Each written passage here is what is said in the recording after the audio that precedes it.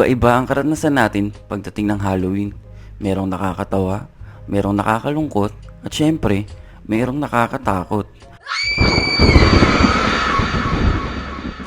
Sigurado ako merong naka-experience sa atin nung bata pa tayo tuwing November 1. Tinatakot tayo ng magulang natin na wag lalabas ng bahay sa gabi kasi baka meron tayong makasalubong na multo sa daan.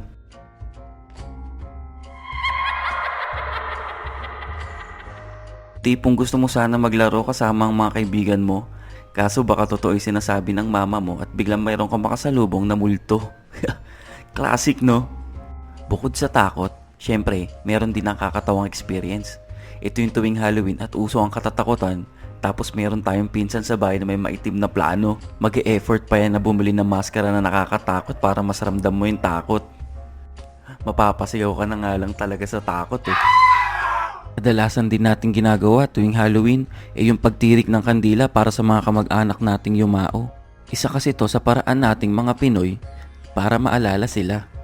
Tapos yung kandila, hihintayin lang natin matunaw ng matunaw. Tapos bibilugin na natin ng bibilugin hanggang sa lumaki ng lumaki. Tapos magpapalakihan kayo ng bilog ng mga kaibigan mo. At kung sino ang pinakamalaki, siya yung pinakamaangas. Kadalasan nun, tuwing Halloween, hindi ako nakakasama sa mga kaibigan ko. Kasi nakakatakot nga naman sinabi ng mama ko na baka meron akong multong makasalubong. Isa pa sa experience natin noon ay tuwing pagsapit ng gabi, manonood tayo ng palabas sa TV na nakakatakot. Kasabayan pa yun na nakakatakot na sound effect at jump scare. Para feel na feel mo yung panonood. Sa di ka na makatulog kasi iniisip mo na baka meron kang katabi sa kama. Syempre, makakalimutan ba natin yung usual na ginagawa nating tuwing Halloween? Ang trick or treat. Merong tiyanak, merong itim na maligno, meron ding Dracula.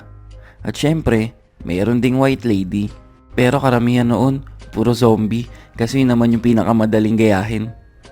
Konting lagay lang ng lipstick sa muka, may sugat ka na. Charan! Instant zombie! Magbabahay-bahay para mapuno yung lalagyanan ng candy. Tapos after nung parada, pipiliin kung sino yung pinakamagandang costume. Usually kasi dito sa amin, ang nananalo, puro white lady lang eh.